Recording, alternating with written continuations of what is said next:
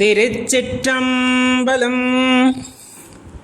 திருமூலரையா திருவடிகள் போற்றி போற்றி, குருவடியும் திருவடியும் வணங்கின்ற பதிவை ஆரம்பிக்கலாம். நண்பர்களே, உணர்ந்து கேளுங்க, உள்ளார உணர்ந்து கேளுங்கள், அனுபவித்து உணருங்கள் இந்த கருத்துக்களை. அப்பதான் இறைவனை பற்றிய உண்மையை நம்மால் உணர்ந்து கொள்ள முடியும். நம் கஷ்டங்களிலுமே கூட நம் அருகிலே அந்த சிவம் இருப்பதை நம்மால் உணர்ந்து கொள்ள முடியும். நம்மை விட்டு அவர் எப்பொழுதுமே நீங்குவதில்லை என்பதை உணர்ந்து கொள்ள முடியும். ஏன்னா நம்மிலும் பல பேர் கஷ்டம் வரும்போதெல்லாம் சிவம் நம்மை கைவிட்டு விட்டது, சிவபெருமான் நம்மை கைவிட்டு விட்டார், அதனால தான் நம்மளுக்கு இவ்வளவு சோதனையெல்லாம் வருகிறது, எவ்வளவு பக்தி சிரத்தையோடு வழிபடுகின்றேனே, எனக்கு அந்த ஒரு இரக்கத்தை காட்டாத இறைவன், இறையாற்றல் அப்படியெல்லாம் நிறைய பிதற்றி இருப்போம். சொல்ல போனால் எல்லாத்துக்கும் இருக்கிறதானே, நம்ம ஒருத்தர் மேலே ரொம்ப அன்பு வச்சிடுறோம், நம்ம கூடயே இருந்துக்கிட்டு நம்மளைய கண்டுக்கல அப்படின்னா நம்மளுக்கு ஒரு கோபம் வரும். அந்த கோபம் வார்த்தைகளாக வெளிப்படும். அந்த வகையில் தான் அந்த உரிமை இருக்கிறவங்கள தான் திட்ட முடியுங்கிற மாதிரி இறைவனை நம்ம திட்ட ஆரம்பிச்சிடும். அது உண்மையான அன்பு இருப்பவர்கள் திட்டுவது வேறு, கடமைக்கு திட்டுறது வேறு. இதில் என்ன ரெண்டு வகை உண்டா அப்படின்னா, நல்லது வரும்போதெல்லாம் தனக்குன்னு எடுத்துக்குவான், கெட்டதுன்னு வரும்போதெல்லாம் இறைவன் மீது பழி போட்டுருவான். அது சாதாரண மனிதன், அது எப்பவுமே அது உண்டு, அதை விட்டுறலாம். ஆனால் நல்லதோ கெட்டதோ இறைவனே அப்படின்ட்டு போகிறவங்க கூட சில நேரங்களில் ரொம்ப ஒரு அளவுக்கு அதிகமான கடினமான சூழ்நிலை வரும்போது, சாதாரணமாக நடக்கும் போதெல்லாம் அவங்க பெருசாக நினச்சிக்க மாட்டாங்க, அவங்களால தாங்கிக்க முடியாத ஒரு சோதனையை எதிர்கொள்கிறார்கள் அப்படின்னா, ஏன்னா உச்சபட்சமாக உங்களை இந்த உலகத்துக்கு நிரூபிக்கணும் அப்படிங்கும்போது சில விஷயங்கள் அங்கே நிகழும். அந்த சோதனையில் வரும்போது நம்ம நிதானமாக இருக்கணும். ஏன்னா அத்தனை நாள் சரணடைந்திருந்ததன் காரணமாக எல்லாம் சிவார்ப்பணம் சிவார்ப்பணம் சிவார்ப்பணம்னு போயிட்டு ஒரு காலகட்டத்தில் எப்பா என்னால் முடியலப்பா அப்படின்னு சொல்லிட்டா கூட பரவாயில்ல, என்னை கண்டுக்காம கைவிட்டுட்டியே அப்படின்னு சொல்றதுங்கிறது பெரிய அபத்தமான வார்த்தை. அவர் எப்பவுமே யாரையுமே கைவிடுறதே இல்லை. பக்கத்தில் எவ்வளவு கடினமான சூழ்நிலையை உண்டாக்கினாலும், எவ்வளவு கஷ்டமான சூழ்நிலை உண்டாக்கினாலும், உன்னை தீயிலே இறக்கக்கூடிய சூழ்நிலை உன்னை இறக்கினாலும் ஐயனும் உன்னுடனே அந்த தீயிலே வெந்து கொண்டிருப்பார் என்பதை உணர்ந்து கொண்டால் அவரை அப்படி பேச வேண்டிய அந்த எண்ணமே மனதுக்குள் வராது. உன்னை ஒரு கஷ்டம் வாட்டுகிறது என்ற போது அது உன்னை மட்டும் வாட்டுவதல்ல, உன்னுடன் இருக்கின்ற அந்த சிவத்தையும் அது வாட்டுகிறது. இறைவனை உணர்ந்து கொள்ள துடிக்கின்ற ஒரு ஆத்மா தன்னுடன் தான் இறைவன் உள்ளான் என்பதை உணர்ந்து கொள்ளும் வகையிலும் அது இறைவனை இரண்டாகத்தான் பார்க்கிறது. அந்த உயிருடனே இணைந்து பயணிக்கின்ற இறை தத்துவத்தை, இறை ஆற்றலை உணர்ந்து கொண்ட பின்பு அதன் உண்மையை புரிந்து கொள்கிறது அந்த ஆத்மா. தெளிவாக தெரிஞ்சுக்குங்க, இந்த உயிர் அப்பதான் உணர்ந்துக்கும். சரி, இது இப்படி இருக்கையில் நம்ம அப்படி பேசலாமா அப்படின்னு ஒரு விஷயம் இருக்குல்ல. திருமந்திரத்தில் தெளிவாக சொல்றது, மனதிலே நினைத்தால் அங்கு வரக்கூடிய மாயம் செய்யக்கூடியவன் இறைவன். அவ்விடத்திலே நீ நினைத்தால் போதும், நினைத்த நேரத்திலே நடனம் ஆடக்கூடிய இறைவன். ஆனால் நம்ம நினைக்கிறதில்லை. எப்படி நினைக்கிறதில்லை? சிரத்தன்மையோடு நினைப்பதில்லை. எப்போதுமே ஒன்று சொல்வதுண்டு, உன்னுடைய இன்பமோ துன்பமோ எது வந்த போதிலும் மனம் மறவாதிருக்க வேண்டும். மனம் யாரை மறவாதிருக்க வேண்டும்? ஐயனை மறவாதிருத்தல் வேண்டும், ஈசனை மறத்தாமல் இருத்தல் வேண்டும்.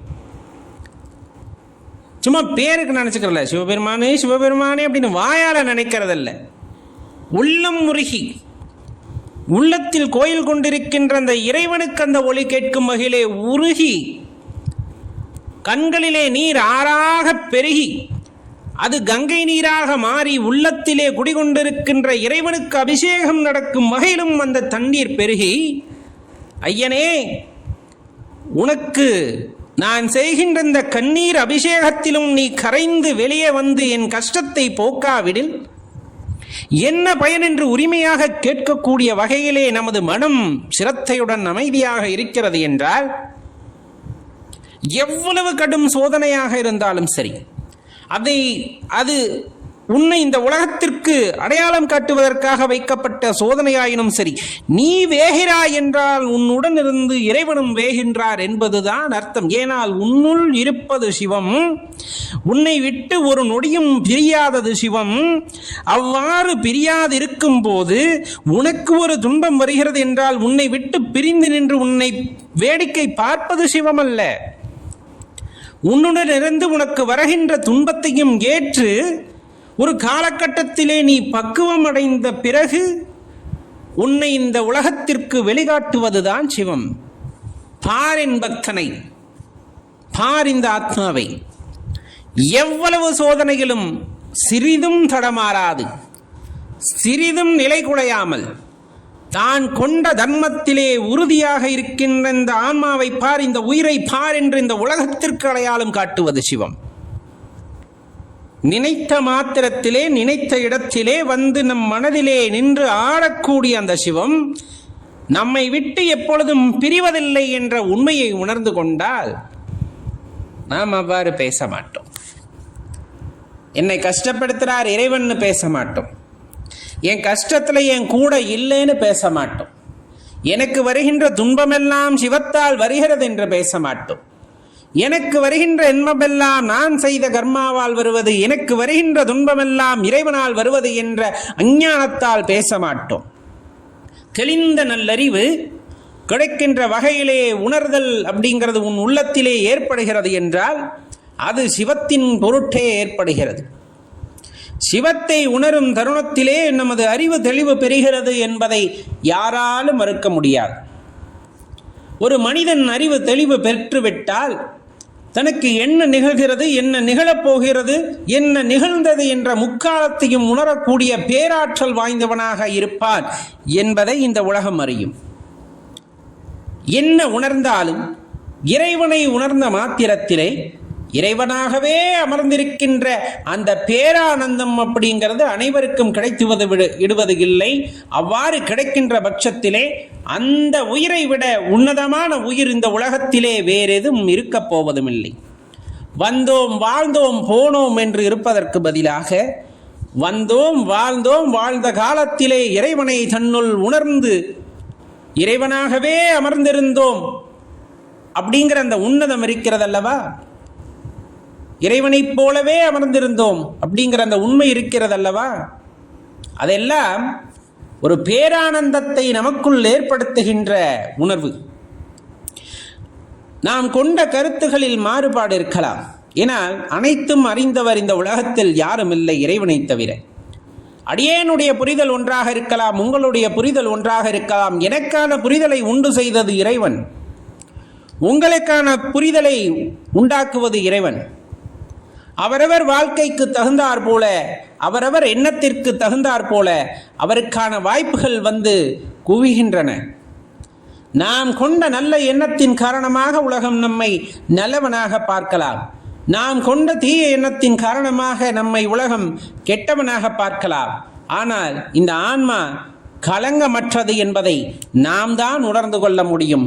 களங்கமற்ற அந்த உயிரை இறைவன் காக்கிறான். அந்த உயிரை மூடியுள்ள அந்த அசுத்தத்தை எல்லாம் அகற்ற பார்க்கிறான். அதற்காகத்தான் இந்த உடலையும் உயிரையும் கூட்டி இறைவன் கொடுத்திருக்கிறார் என்பதை உணர்ந்து கொள்ளும் பொழுது வருகின்ற துன்பம் யாதும் துன்பமாக தெரியாமல் போகும். வருகின்ற இன்பமாகவும் இறைவனின் பாதங்களே சமர்ப்பணமாகும். நாம் வாழ்கின்ற இந்த மனித உடலிலிருந்து மனித உடலுக்குள் இருக்கின்ற தெய்வ சக்தியை உணர்ந்து அதனுடன் இரண்டர கலந்து வாழ்கின்ற அந்த வாழ்க்கை அப்படிங்கிறது இறைவன் போட்ட பிக்ஷை என்பதை தெரிந்து கொண்டால் இறைவன் மீது எந்த குறையும் சொல்ல மாட்டோம். கிடைத்த இந்த பிறவி எவ்வளவு ஆனந்தமானது, எப்படி அதை பயன்படுத்தி கொள்ள வேண்டும் என்பதைத்தான் நாம் உணர வேண்டும்.